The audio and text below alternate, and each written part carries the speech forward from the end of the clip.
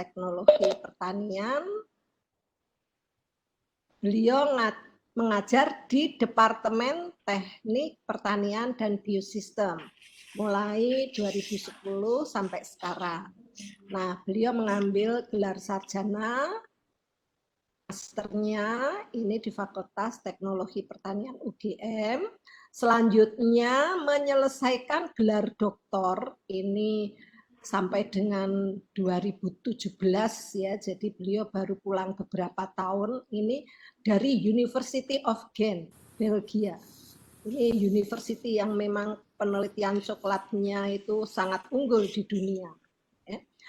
Bersyukur ini Mas Arifin ini bisa menyelesaikan doktornya di sana dan kemudian langsung diuji cobakan di daerah pengolahan coklat ya di beberapa tempat, tidak hanya di Gunung Kidul saja saya kira. Pak Arifin Dwi Saputro ini ahli dalam bidang teknologi gula, coklat, dan kakao, teknik pasca panen. Beliau telah memiliki lebih dari 15 artikel jurnal terpublikasi dan telah menerbitkan 2 buku di mana salah satunya itu membahas tentang hubungan struktur dan fungsi palm sap sugar pada dark coklat. Beliau beberapa kali mengikuti training internasional, salah satunya yaitu Chocolate and Cocoa Training. Ada beberapa penghargaan yang telah beliau dapatkan, diantaranya pemenang utama dari kompetisi video tentang pembuatan gula kelapa yang diadakan oleh Dikti, serta Falling the Wall Competition, sebuah kompetisi public speaking yang diadakan di Jerman. Oke, silahkan Pak Arifin, 20 menit ke depan adalah waktu Anda untuk menjelaskan presentasi tentang pengolahan coklat. Monggo Pak Arifin. Sebelumnya tes. Suara saya bisa didengar gitu. Oke, suaranya oke. Kok ini balik ya? Udah oke Pak sekarang. Oke, sudah oke betul. Tadi bikin saya pusing Mbak. Ya. Oke. Jadi saya langsung share screen saja. Ini saya PPT saya. Mohon konfirmasinya sudah bisa dilihat semua nih Bapak Ibu. Oke.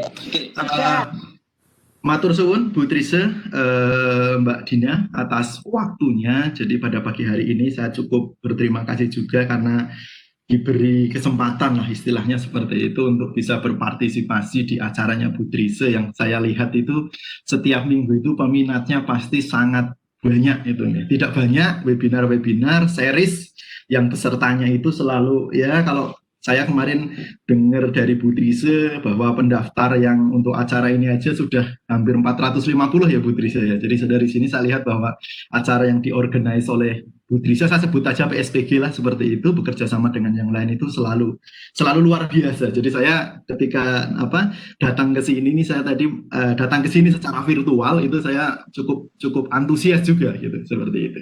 Itu untuk pengantar. Nah, kebetulan pada pagi hari ini tadi untuk CV ya, tadi mungkin sedikit ada saya koreksi yang terakhir terutama karena nanti kalau didengar oleh pihak yang tahu mungkin menjadi tidak nyaman karena yang falling the wall apa-apa. Falling the wall saya sampai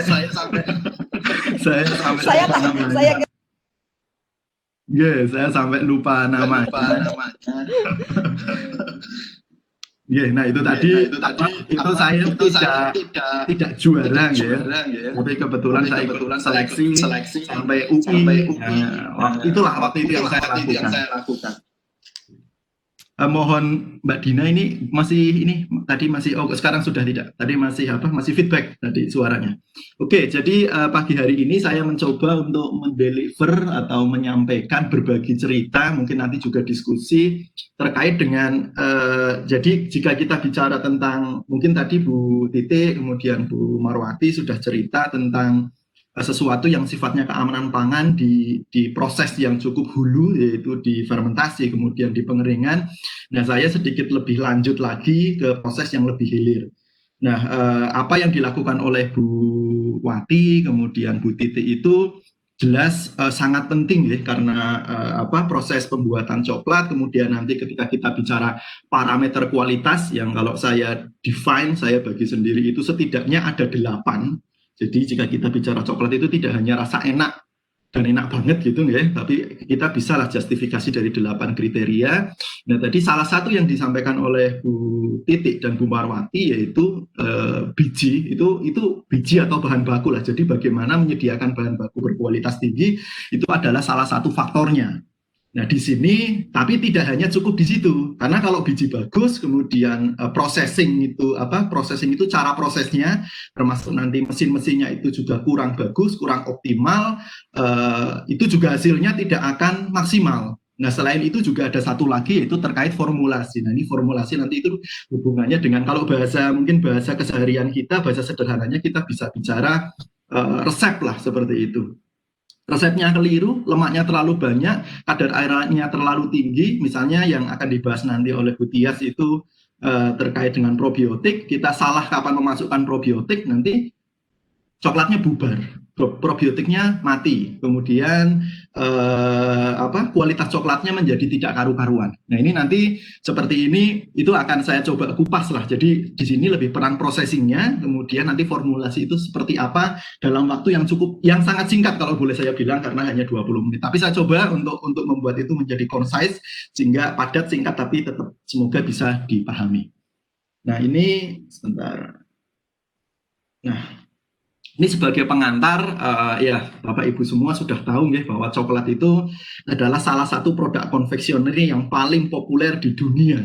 Tidak hanya di Indonesia tetapi juga di dunia. Jika kita tanya coklat siapa sih yang tidak tahu, pasti semua tahu dan hampir semua orang itu suka. Nah ini coklat disukai itu kenapa? Nah jika kita lihat, kita tarik kesimpulannya itu banyak ya alasannya, diantaranya karena teksturnya, kemudian nanti karakteristik lelehnya. Jadi seperti apa sih? Jadi makan coklat yang betul itu jangan dikunyah gitu Bapak Ibu. Jadi kalau makan coklat dikunyah itu ya nanti seperti makan tempe. Makan coklat yang bagus itu nanti ya Bapak Ibu patahkan, taruh di lidah, kemudian nanti kalau itu biarkan meleleh. Nah ketika sudah meleleh itu nanti Bapak Ibu akan merasakan karakteristik leleh, kemudian karakteristik alir, seperti apa kelembutannya, dan bahkan kalau Bapak Ibu sudah sudah sangat sensitif, Bapak Ibu bisa merasakan cooling sensation.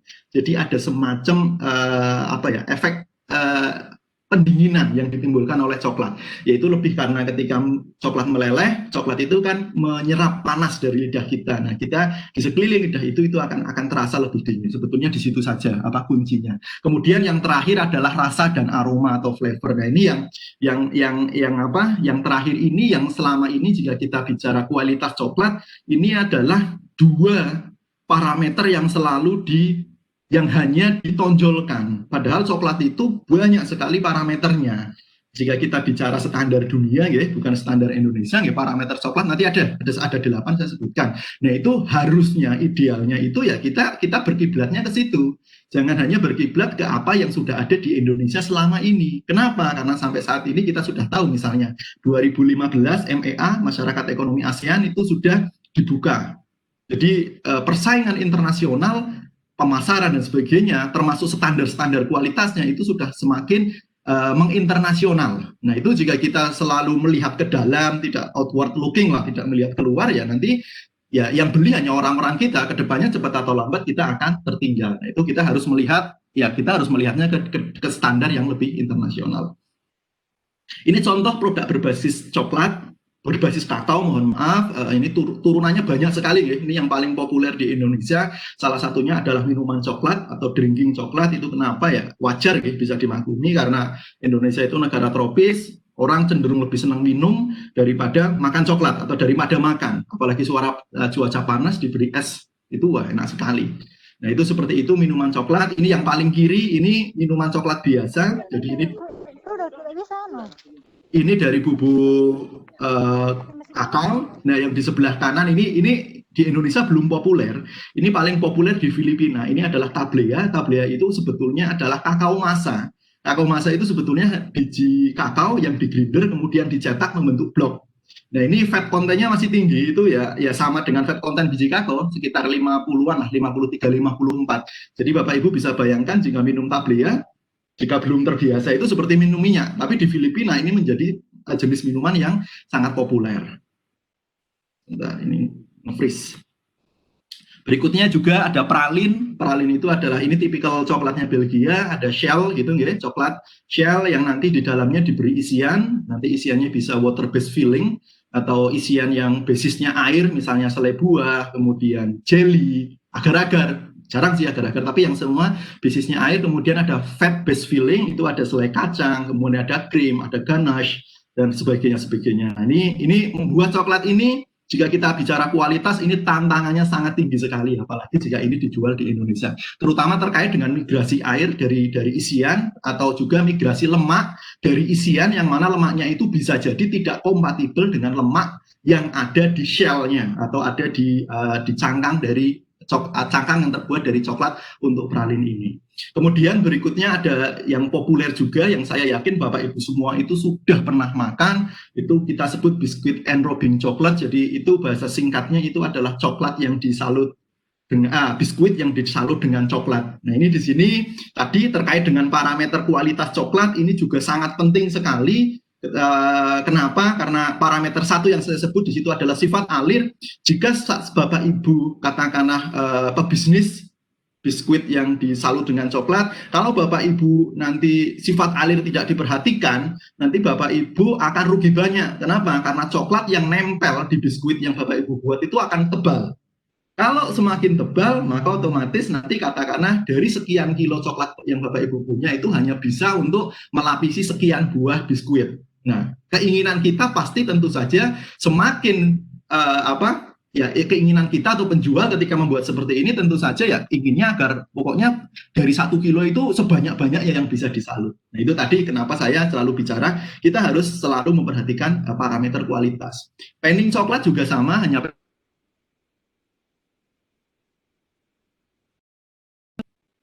nuts atau kacang-kacangan. Jadi yang disalut itu kacang-kacangan. Kalau tadi biskuit, ini kacang-kacangan. Nah, ini alatnya ini yang ada di sebelah kiri ini. Ini yang seperti kalau mungkin Bapak Ibu susah membayangkan ya, bayangkanlah molen yang untuk membuat aduan semen itu. Jadi kalau untuk membuat rumah yang warnanya selalu oranye gitu, saya lihat itu selalu oranye warnanya.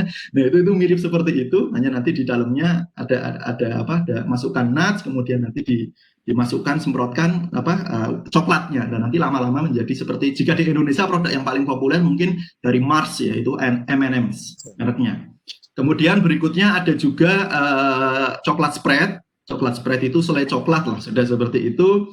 Nah, ini selai coklat juga produk turunan, dan ini juga untuk membuatnya juga jika kita bicara teknologi itu juga challenge-nya cukup tinggi ya, karena jika tidak bagus ini nanti akan terpisah dengan mudah lemak atau minyak yang ada yang dibuat dari biji kakao yang sudah di grinder. Saya beberapa waktu lalu mendapat sampel dikirim, terus saya lihat begitu sampai rumah saya, loh ini minyaknya terpisah. Itu contoh yang harus diselesaikan ketika kita mengembangkan produk. Ini yang bawah, ini produknya coklat dalam, saya ambil foto dari coklat dalam, ini juga dari pembicara, ini Mas Yuda nanti setelah pembicara terakhir, ini produk beliau. Nah, tentang kakao coklat. Nah, ini mungkin singkat ya, saya sampaikan bahwa selama ini kita masih selalu bicara bahwa Indonesia itu produsen ketiga. Padahal kalau kita sekarang lihat, Indonesia itu sudah tidak masuk ke 3 besar dunia lagi.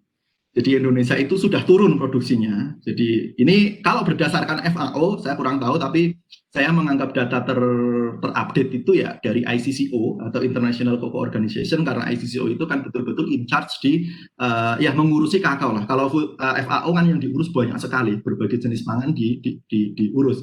Nah, kalau dari FAO tahun 2017 ini data terakhir itu Indonesia masih nomor 3. Tetapi kalau dari ICCO ini data terakhir, Bapak Ibu bisa cek di websitenya ICCO itu Indonesia itu sudah nomor 5 posisinya. Nah, itu sudah di bawah Ekuador dan Nigeria. Nah, di situ Bapak Ibu juga lihat Kamerun itu dengan Indonesia sudah hampir sama. Kemudian dengan Brasil itu sudah dekat. Jadi jika mungkin nanti ya ini mungkin lebih ke domainnya pemerintah, kemudian bagaimana menggerakkan petani, jika nanti tidak aware terhadap itu, bisa jadi jumlah produksi kakao di Indonesia itu semakin turun. Itu sudah sangat dekat sekali dengan Kamerun dan Brasil.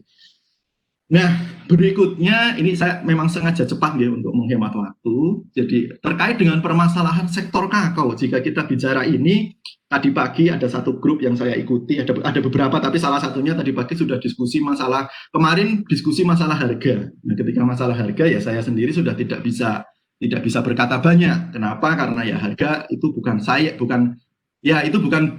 menjadi kebidangan saya lah. Tadi pagi bicara masalah apa ya, fermentasi. Nah, mungkin itu lebih cocok ke Putri Malati dan Bu Titik sebetulnya. Permasalahan sektor kakao itu banyak sekali. Yang pertama itu ada masalah sosial. Jelas kita tahu petani-petani muda kita tidak hanya di Indonesia, saya banyak punya teman dari Ghana, kemudian Ivory Coast, di sana itu sama. Jadi banyak petani yang tidak ingin jadi pemuda yang tidak ingin menjadi petani. Di mana-mana itu penyakitnya sama. Di Ghana ada satu proyek dulu besar dari profesor saya, kemudian dari peneliti di Ghana, itu ada dana besar, kemudian intinya memberi dana ke mereka, kemudian diamati pola pola pikir mereka, aktivitasnya, beli dana, silakan untuk beli pupuk, beli ini, bagaimana caranya agar tanamanmu tumbuh. Nah, yang dilakukan itu tidak untuk beli pupuk, untuk beli obat hama itu tidak. Jadinya ya seperti kita mungkin gitu ya, belinya motor, kebutuhan sehari-hari. Nah, itu. Jadi itu di situ jelas ada sosial, ada permasalahan sosial di situ. Kemudian ekonomi ini juga jelas. Kalau kita bicara ekonomi kakao pasti nanti ya terkait dengan misalnya fermentasi saya nggak mau difermentasi. Kenapa? Harganya marginnya dengan yang tidak difermentasi itu paling 2.000, 3.000. 3.000 itu udah bagus ya. Jadi paling hanya 1.000, 2.000. Yang mending nggak difermentasi langsung jual saja. Nah, di sini ada ekonomi, ini ada masalah ekonomi. Ini kewenangannya pemerintah mungkin yang bisa intervensi di sini. Kemudian nanti pasca panen ini terkait dengan knowledge, terkait dengan pengetahuan dari petani yang kadang itu petani tidak memang kadang belum tahu semua. Jadi misalnya Bapak Ibu atau saya cukup sering terjun ke masyarakat juga. Dulu saya sempat nanya ketika fermentasi, Bu, tujuan Bapak waktu itu, Pak, fermentasi itu berapa derajat atau tujuan yang ingin suhu yang ingin dicapai. Kemudian ya sekitar 45 sampai sekian, Pak. Oke, itu sudah masuk lah jawabannya. Nah, satu saat saya tanya, Pak, kalau suhunya tidak masuk sampai seperti itu gimana, Pak? Saya bawa, Pak, keluar. Saya jemur di bawah sinar matahari. Nah, itu kan sebuah jawaban yang agak agak menggelikan lah seperti itu. Karena suhu yang naik dari proses fermentasi itu kan bukan karena suhu dijemur gitu kan, tapi itu karena suhu reaksi kimia, karena tadi adanya bakteri yang menyebabkan suhu menjadi naik. Nah, itu kan di situ kan ada ketidaktahuan dari petani tentang pasca panen yang betul itu seperti apa. Oleh karena itu saya pasca panen itu ada masalah. Kemudian produktivitas sudah jelas nggih. Kalau di Indonesia tanaman yang tua, kemudian tanaman yang sudah tidak produktif itu semakin meningkat, semakin tinggi. Nah, itu menurunkan produktivitas per hektarnya. Kemudian nanti hama dan penyakit jelas nggih. Nanti PBK misalnya di mana-mana masih sering cerita. Tadi pagi ceritanya hama juga itu masalah diberi obat itu atau dibrongsong itu juga saya juga waduh ini juga cukup sulit untuk menjawab seperti itu. Nah, yang terakhir adalah pengolahan kakao atau coklat. Nah, ini yang terakhir ini saya merasa saya mencoba untuk bisa berkontribusi lebih banyak di sini. Jadi jika ada tadi ini paling tidak ada 6 masalah, saya coba untuk membantu mengurai yang di ujung, yaitu terkait dengan pengolahan kakao coklat. Tuh. Nah, ini sekilas tentang konsumsi coklat Indonesia. Bapak Ibu bisa lihat di sebelah kiri ini negara konsumen coklat. Jadi jika Bapak Ibu lihat warga-warga atau penduduk-penduduk yang tinggal di Switzerland, di Jerman, di Swiss, di Jerman, Norway itu per tahunnya, per orangnya itu bisa mengkonsumsi coklat itu 10 kilo. Jadi kalau kita balik atau kita bagi per bulannya itu bisa hampir 1 kilo. Itu seperti itu. Padahal mereka itu di sana itu tidak punya tanaman kakao, tapi konsumsinya tinggi sekali. Nah, kenapa itu gitu kan? Nah, itu ada ya yang jelas kalau di sana itu budaya nyoklat yang sudah tinggi itu hampir sama dengan budaya ngopi di kita. Jadi ya itu salah satu hal yang membuat ini. Nah, bandingkan dengan Indonesia, kita lihat di Indonesia itu data paling Indonesia masih 0,4 kg per orang per tahun, sampai setengah lah. Itu kan sangat rendah sekali mengingat tadi. Oke, katakanlah dari Indonesia sudah tidak 3 lagi, tapi kita sudah turun menjadi 5, nomor 5 di dunia, itu pun tetap masih tinggi sekali jumlahnya. Nah, kalau hanya konsumsi sekian, saya melihatnya bukan hanya sesuatu yang miris, tetapi saya melihatnya lebih ke sisi yang positif. Ini kesempatan gitu. Kesempatan untuk kita untuk bagaimana kakao itu bisa lebih dieksplor lebih baik lagi. Nah, permasalahannya apa sih kalau di Indonesia? Ini saya coba formulasikan ya. Salah satunya adalah ini, fakta bahwa 90-95% kakao di Indonesia itu dihasilkan oleh petani, itu menyebabkan kondisi tadi di atas. Sama seperti Bu Marwati sampaikan, tadi ada data juga tentang perkebunan yang dikelola oleh rakyat itu jumlahnya tadi hampir 98% kalau tidak salah tadi. Nah, dengan adanya ini, dengan fakta bahwa ternyata masyarakat malah jauh lebih dominan di pengelolaan kakao, itu ternyata menyebabkan banyak hal. Yang pertama salah satunya, tidak terjangkaunya harga alat mesin pengolah coklat. Nah, ini, harga alat mesin pengolah coklat itu mahal.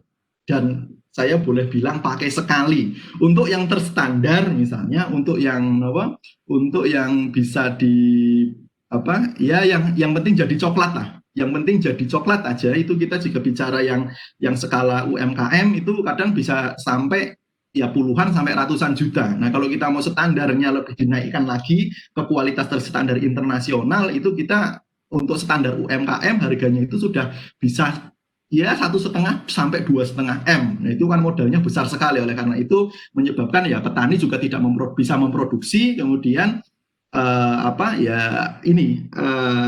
ketersediaan di lapangan juga susah. Kemudian yang kedua, ini yang saya sangat concern di sini, kurangnya pengetahuan untuk mengolah coklat dengan baik. Jadi di sini ada knowledge gitu ya. Jadi petani kita atau mungkin di kita sendiri pun di masyarakat itu membuat coklat itu, mohon maaf ini tidak mendiskreditkan ilmu apapun, tetapi lebih seperti ilmu masak-memasak gitu loh. Oke, kita tambahkan lemak, kemudian kita tambahkan gula, kita tambahkan susu, kita grinder, tunggu sekian. Nah, tunggu sekian jam sampai halus. Padahal membuat coklat itu tidak seperti itu. Membuat coklat itu kita harus betul-betul fine tuning seperti apa sih atau seberapa banyak sih lemak di bagian awal yang harus kita tambahkan sehingga ketika coklat diproses, mesin itu bisa bekerja dengan baik, uap air bisa dievaporasikan, kemudian asid itu bisa dievaporasikan, kemudian Maillard reaction bisa digenerate. Nah, itu dari sisi lemak. Nanti dari gula, dari ini itu juga ada itu. Dan jika kita tidak memperhatikan itu, maka kualitas coklat yang dihasilkan ya jelas nanti rasanya. Yang paling gampang kalau kita bicara asam, coklat ya rasanya asam, kemudian earthy, kemudian sepet. Nah, itu yang sering kita jumpai di coklat kita. Nah, yang ketiga, budaya mengkonsumsi coklat yang kurang kuat. Ini beda dengan Filipina, di sana budaya coklatnya kuat, kemudian di Indonesia ini masih rendah. Nah, kemudian yang terakhir itu adanya iklim tropis. Nah, iklim tropis ini juga menjadi barrier tersendiri ya, karena coklat jika murni dari biji kakao itu handlingnya lebih susah karena dia akan meleleh pada suhu di body temperature kita. Nah, kalau kita tidak punya misalnya showroom dengan ruang pendingin yang bagus, maka nanti parameter coklat yang akan saya sebutkan ini itu akan sulit terjaga. Oke, saya coba lebih percepat lagi. Parameter kualitas coklat. Nah, ini untuk parameter kualitas coklat nanti semua jenis coklat itu parameternya sama, baik dark coklat, white coklat ataupun milk coklat itu sama. Nah, Bapak Ibu bisa lihat di sini perbedaannya apa sih antara dark, white dan milk. Nah, kalau boleh saya bagi dengan istilahkan dengan gampang adalah dark coklat itu adalah coklat yang tidak mengandung milk. Kalau milk coklat itu mengandung semua ingredients, bahan, white coklat itu tidak mengandung padatan kakao. Nah, padatan kakao itu bisa didapatkan dari kakao emas. Padatan kakao itu adalah partikel-partikel dari biji kakao yang digrinder, kemudian itu menjadi cake lah. Ketika dipres itu tersisa ampasnya. Nah, itu saya sebut dengan padatan kakao. White coklat itu tidak ada padatan kakao. Ini hanya skematik diagram, jadi ketika kita bicara sainsnya coklat, kalau kita lebih dalam lagi, ya ini secara skematik di dalamnya seperti ini. Jika kita ingin lebih real lagi, kita bisa menggunakan cryosem. Nanti kita bisa lihat bahwa gula itu dia bentuknya akan cenderung kotak seperti balok, kemudian nanti cocoa particle akan rounded, akan bulat, cocoa butter nanti akan cenderung lebih flaky. Flaky itu yang seperti layer-layer tadi. Itu seperti itu. Nah, ini adalah parameter kualitas coklat. Nah, ini penting ya. Jadi kalau Bapak Ibu ingin membuat coklat, harus Bapak Ibu pastikan bahwa 8 ini adalah tujuan yang Bapak Ibu ingin capai. Saya ngapalkannya gampang Bapak Ibu. Jadi misalnya Bapak Ibu punya coklat, ini punya coklat, saya contoh dalam satu kemasan seperti ini, punya coklat, kemudian Bapak Ibu buka, kemudian Bapak Ibu lihat tampilan dari coklatnya. Jika Bapak Ibu beli coklat, kemudian permukaannya itu pertama warnanya.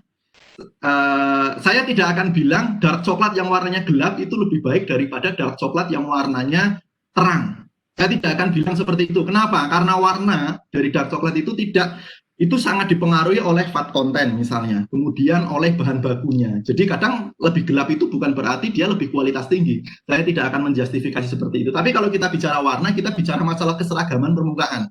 Jadi kalau kita punya coklat seperti ini, misalnya di ujung, loh ini kok agak putih ya, seperti ada jamurnya misalnya. Nah itu otomatis dia sudah tidak seragam warnanya. Dan jika Bapak Ibu ingin eksplor lebih dalam, yang putih itu apa sih gitu? Nah putih itu yang paling sering kita temui adalah itu karena adanya sugar bloom. Dan adanya juga fat bloom, itu ketidakstabilan lemak, kemudian air yang dia berimbas ke munculnya tadi seperti jamur. Ini tidak saya perdetil lagi lah, mungkin suatu saat jika ada session lain saya perdetil. Nah, jika ada seperti itu kualitas sudah turun Bapak Ibu. Kalau kita bicara apakah masih enak dimakan, fat bloom muncul, sugar bloom muncul, itu tidak jadi masalah. Tetapi ketika kita bicara masalah kualitas, itu menjadi hal yang penting.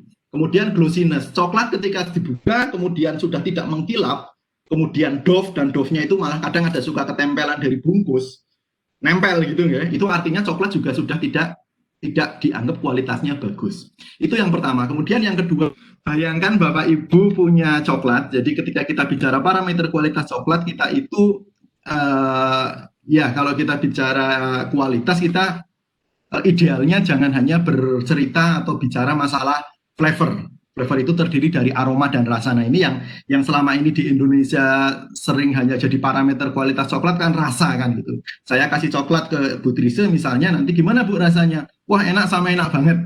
Yang rata-rata itu jawabannya seperti itu, padahal setidaknya ada 8. Yang pertama itu adalah penampakan. Jika Bapak Ibu punya coklat, kemudian buka bungkusnya, kemudian dapat coklatnya, Bapak Ibu nanti cek kira-kira di situ. Saya tidak akan bicara bahwa warna coklat yang gelap untuk dark coklat itu lebih baik daripada yang lebih cerah misalnya. Saya tidak berani menjustifikasi seperti itu. Kenapa? Karena warna itu juga dipengaruhi oleh fat content misalnya. Jadi nanti kalau fat contentnya lebih banyak, warnanya pasti akan berubah karena di situ fat content dia fungsinya mengcoating partikelnya. Jadi warna tidak ini. Tapi terkait warna saya lebih ke homogenitasnya. Jadi punya coklat, dark coklat seperti ini, misalnya di bagian pojok ada yang seperti jamur warna putih. Misalnya itu seperti itu, nah itu contoh bahwa warna sudah tidak bagus karena tidak homogen. Nah terkait dengan warna putih tadi biasanya itu karena adanya fat bloom atau sugar bloom. Nanti lebih jelasnya Bapak Ibu mungkin bisa carilah definisi itu. Kemudian yang kedua glossiness. Jadi kalau Bapak Ibu punya coklat kemudian dibuka, kemudian kok coklatnya tidak mengkilap, itu juga kualitasnya sudah turun. Seperti itu. Biasanya kenapa bisa menjadi tidak glossy? Karena yang paling sering itu selama transportasi itu misalnya berpembeli dari coklat dalam, kemudian saya naik motor, kemudian motor saya panas, tas saya panas, kemudian nanti sedikit meleleh, mengeras. Nah itu di situ dia sudah kristalnya sudah berubah bentuk, sehingga di situ nanti sudah tidak glossy lagi. Nah ketika itu terjadi maka kualitasnya tidak bagus. Berikutnya adalah kekerasan. Coklat yang bagus itu ketika dipotong itu akan bunyi tek tek. Snap, kita sebutnya snap. Jika coklat itu kemudian kita potong dan cenderung melengkung seperti dodol itu dipastikan bahwa kualitas coklat tersebut tidak bagus. Kristalnya jelas itu sudah tidak terbentuk seperti yang diharapkan, yaitu beta 5. Berikutnya titik leleh. Coklat yang bagus, saya coba inilah, coklat itu dibagi dua sebetulnya. Kompon itu mengandung fraksi sawit, kelebihannya adalah tidak mudah meleleh. Nah ketika tidak mudah meleleh, maka ketika di suhu tropis seperti Indonesia itu sangat bagus sekali. Tetapi untuk penikmat coklat, yang penikmat coklat yang penikmat cantik, coklat cantik gitu ya, taruh di lidah berharap meleleh. Nah kalau yang itu akan susah, karena itu titik lelehnya bisa sampai 40. Jadi mau tidak mau ya cara makan coklatnya ya malah tidak menjadi cantik lagi, tapi dikunyah misalnya, seperti tempe lah katakanlah. Itu sudah tidak ini. Nah itu kalau kualitas coklat yang bagus ya, kalau kita bicara diehard pencinta coklat asli ya yang titik lelehnya meleleh di suhu tubuh. Nah kemudian titik leleh juga dipengaruhi oleh proses tempering. Tempering itu pembentukan kristal. Coklat yang tertempering dengan bagus, dia akan meleleh pada suhu sekitar 33 sampai 34. Jika meleleh di bawah itu, bisa dipastikan tempering atau mungkin selama proses transportasi, jual beli, penyimpanan itu kurang bagus. Berikutnya, ketika coklat sudah leleh, nanti Bapak Ibu akan merasakan partikel. Nah, kalau partikelnya itu Bapak Ibu masih merasakan, jadi ada kasar kasar. Secara konsensus internasional itu biasanya di atas 30 mikron itu dianggap bahwa coklat tersebut tidak bagus. Jadi coklat yang fine, the finest chocolate itu ya dia ukuran partikelnya kecil sehingga ketika dileleh di lidah dia sudah tidak terasa. Kemudian berikutnya coklat sudah meleleh, partikel sudah terasa, Bapak Ibu akan berhadapan dengan yang disebut karakteristik alir. Jika Bapak Ibu mengkonsumsi coklat dan kadang loh coklatnya kok nempel di langit-langit mulut, di pangkal lidah, itu artinya coklatnya ibu itu sifat alirnya tidak bagus, viskositasnya terlalu tinggi, biasanya disebabkan karena rendahnya lemak atau karena kadar air yang terlalu tinggi. Berikutnya flavor itu ada aroma dan rasa. Nah ini juga penting sekali. Flavor ini dipengaruhi banyak hal, salah satunya kualitas biji tadi di awal, kemudian processing juga. Di processing terutama di counching itu nanti kita akan di situ kita mengenerate reaksi kimia, Maillard reaction, kemudian uap air itu sangat berpengaruh sekali terhadap 7 kualitas coklat di atas. Dia juga harus diuapkan dengan baik, asam juga iya. Nah jika di proses counching tadi tidak sempurna, maka aromanya akan jelek. Nah counching ini juga ada kadang ada yang misleading. Counching itu tidak hanya untuk aroma, tapi counching itu juga berfungsi untuk yang sifat alir, karakteristik alir juga berpengaruh, konsistensi juga berpengaruh, kemudian ke tekstur juga berpengaruh. Jadi jika bicara counching, hindari untuk hanya bicara aroma. Nah yang terakhir kadar air itu kelihatan sederhana, tetapi kadar air itu dia akan mempengaruhi 7 parameter di atas. Jadi kalau kadar airnya di atas 1,5 itu sudah jadi masalah. Bapak Ibu membuat coklat dengan gula semut misalnya seperti penelitian saya ini dulu, itu gula semut kelihatan kering, tapi kadar airnya sendiri dia sekitar 2% sampai 2,5. Itu bencana untuk coklat. Jadi seperti itu. Ini kalau coklat yang baik itu harus memiliki semua karakter yang baik dari semua parameter di atas. Jika Bapak Ibu mungkin ingin lebih detail bisa membaca publikasi saya, nanti dicari di misalnya Google Scholar, tulis Arifin Dwi Saputra, insya Allah nanti ini. Nah ini parameter coklat, ini dulu saya ujinya dengan sophisticated instrument ya, yang ada kebetulan di lab saya dulu banyak hal lah seperti itu. Nah ini saya singkat juga, metode pembuatan coklat akan saya sampaikan, kenapa? Karena ini penting juga.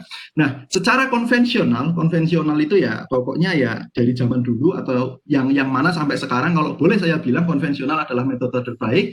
Membuat coklat terdiri dari beberapa step. Yang pertama adalah mixing itu mencampur bahan baku, dicampur bahan baku dengan baik. Nah ini di sini juga kita sudah bicara formulasi. Ketika kita misalnya ingin membuat coklat dengan fat content, coklat itu di dunia, coklat yang non bintubar ya Bapak Ibu. Karena kalau bintubar itu mengadjustnya itu agak susah. Tapi yang coklat sifatnya bulk coklat atau company, itu fat content itu 34% itu sudah sangat tinggi. Kenapa? Karena harga cocoa butter itu mahal. Bapak Ibu beli minyak goreng di Indomaret, Superindo itu 1 liter paling 26.000. Beli cocoa butter itu bisa 175 sampai 200.000. Bayangkan, jika membuat coklatnya hanya 1 kilo mungkin nggak masalah. Membuat coklatnya 2 ton misalnya, itu sudah uang seperti itu. Nah, oleh karena itu banyak orang yang membuat coklat, misalnya Nestle itu penelitian, saya pernah mereview paper dari Nestle, publikasi internasional, itu mencoba untuk membuat coklat yang fat kontennya, totalnya itu di bawah 30% tanpa merubah karakteristik coklat yang tadi saya sebutkan di awal. Nah itu susahnya minta ampun. Nah oleh karena itu kita harus melakukan fine tuning di sini. Mixing pertama, ketika kita ingin membuat coklat, masukkan fat, jangan terlalu banyak. Jangan semuanya. Kenapa? Karena kalau terlalu banyak nanti lemak akan menutupi partikel. Jangan lupa nanti ketika di proses selanjutnya kita harus menguapkan air dan asam. Kebanyakan lemak, air akan ketutup, akan terperangkap, jadi nggak bisa. Refining yang bagus itu menggunakan sebetulnya roll refiner. Kemudian roll refiner itu, nah ini, sebentar saya skip aja, agak cepat. Nah roll refiner itu bentuknya roll seperti ini. Nah nanti coklat emas itu dia akan tergencet di antara 2 roll. Roll ini nanti berputarnya berlawanan arah. Nah kenapa? Karena kalau tidak berlawanan arah, coklat tidak akan tergencet. Nah ini jaraknya bisa diatur. Misalnya saya ingin membuat coklat nanti dengan ukuran di bawah 30 mikron, ya tinggal di-set aja. Nanti bahan yang melalui situ ya sudah hancur di bawah 30 mikron. Dan cenderung seragam. Berbeda jika dibandingkan menggunakan misalnya kayak saya di lab itu menggunakan melanger atau ball mill, itu nanti ukuran partikelnya akan cenderung diverse, berbeda. Nah ini seperti ini. Yang kedua refining, kemudian yang ketiga itu counching. Ini stepnya yang ketiga, counching. Nah, selama ini dianggap bahwa counching itu hanya bertanggung jawab terhadap pembentukan aroma. Betul, aroma itu betul. Karena nanti di situ ada Maillard reaction, apalagi kalau menggunakan bahan yang banyak gula reduksinya, menggunakan susu misalnya, itu jelas di situ ada laktos, dan gula reduksinya menggunakan palm sugar, gula semut, di situ ada gula reduksi, glukos, fruktos, kemudian nanti proteinnya jelas, itu akan lebih Maillard reaction-nya dan karamelisasinya akan aromanya akan lebih tinggi sekali. Tapi di sini itu juga dia berpengaruh pada proses pembentukan konsistensi coklat, kemudian rheological behavior atau sifat alirnya. Nah, sifat alir tadi di awal saya sebutkan itu kalau untuk bicara sensori dia akan berpengaruh terhadap misalnya ketika dikonsumsi akan terasa lengket tidak sih? Misalnya itu. Kemudian kalau kita bicara sifatnya produksi, kita di enrobing. Nanti kalau flow voltage-nya nggak bagus, nanti yang nempel di biskuit akan makin banyak. Kita bicara lebih tinggi lagi, nanti yang dialirkan melalui pipa, misalnya di Barrel Boat untuk mengalirkan coklat itu melalui pipa, tidak di batch, tidak ditaruh ember. Nah, nanti kalau terlalu tinggi dia nggak bisa mengalir, mencetak. Nanti kalau terlalu tinggi yield value-nya, salah satu parameter dari viscosity, dia akan susah lepas gitu. Nah, semua itu di-generate di counching, diproses di counching. Jadi counching itu fungsinya banyak sekali, tidak hanya aroma. Nah, ini contohnya, ini bisa dilihat untuk counching itu ada moisture reduction, flavor development, viscosity reduction, dan structure development. Structure development ininya luas sekali terjemahannya nanti. Jadi minimal ada 4-5. Penentunya suhu, waktu, efek mekanis, karena desain mesin counching itu juga akan berpengaruh terhadap hasil akhir. Kadar air bahan, tipe coklat, kadar lemak bahan. Nah, ini setelah di-counching, ini yang paling penting. Kadang di kita itu masih ada misleading tentang tempering. Tempering itu tidak hanya melelehkan coklat untuk dicetak, tapi tempering itu sebetulnya adalah membentuk kristal coklat. Nah, caranya ya yang ini ya, saya mungkin kalau bicara suhu dinaikkan secara teoritis 50, kemudian nanti diturunkan sampai 32, kemudian nanti turun lagi 27, naikkan lagi sampai 32. Nah, itu ada tujuannya sebetulnya. Nah, nanti pembentukan kristal mulai dari polymorphic form 1 sampai yang beta 5. Nah, yang paling kuat sendiri, ini unik, di coklat itu mungkin Bapak Ibu jika belajar coklat nanti, yang paling kuat itu beta 6. Tapi kenapa beta 6 itu malah nggak disenangi? Nah, itu hubungannya dengan, karena saking kuatnya, maka dia menjadi cenderung keras, menjadi susah meleleh. Oleh karena itu, oke lah, beta 5 sudah cukup untuk stabil, jadi beta 5 lebih disukai. Beta 5 itu titik lelehnya sekitar 33,8, kalau beta 6 di atas 36.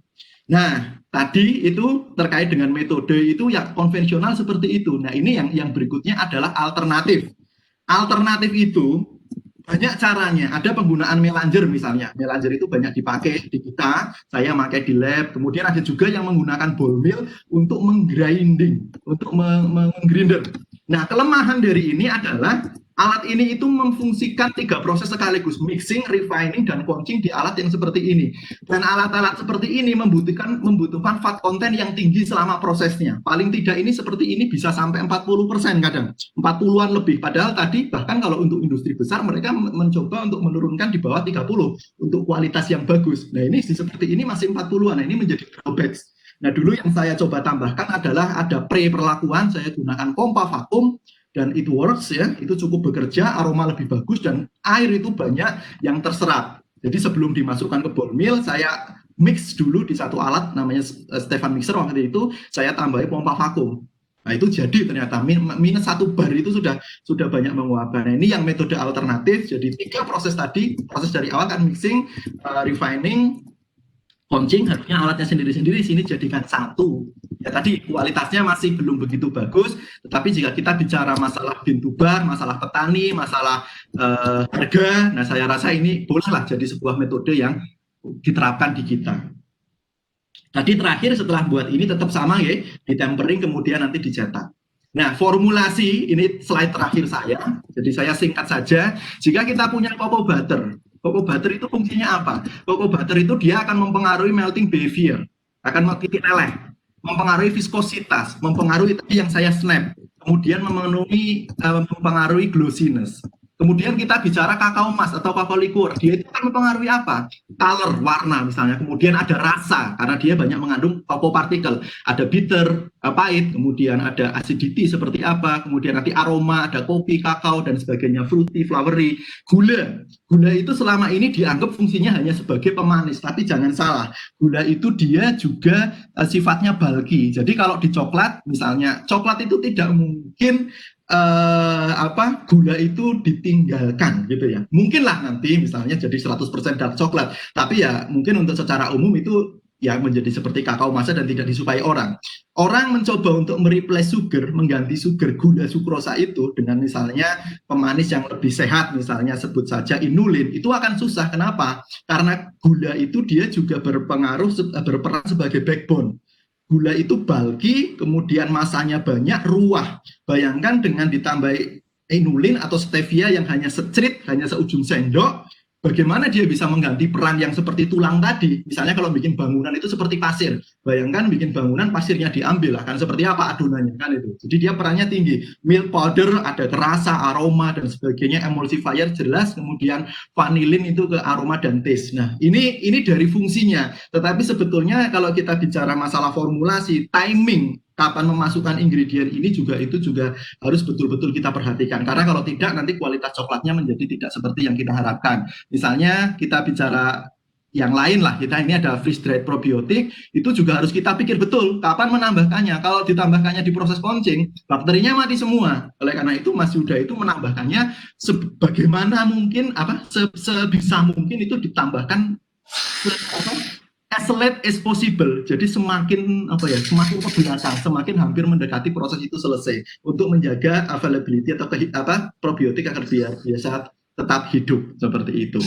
Contohnya seperti itu. Jadi kita harus main sampai seperti itu. Itu secara umum seperti itu nggih Bapak Ibu. Jadi singkatnya, jadi sebetulnya itu bisa diperdetail lagi, tapi seandainya Bapak Ibu butuh lebih jelas nanti Bapak Ibu bisa hubungi saya di email ini atau juga bisa buka website. Ini saya yang mengolah kakao coklat TP UGM. Begitu Bu Trise, saya coba persingkat. Matur suwun atas waktu. Assalamualaikum warahmatullahi wabarakatuh. Terima kasih.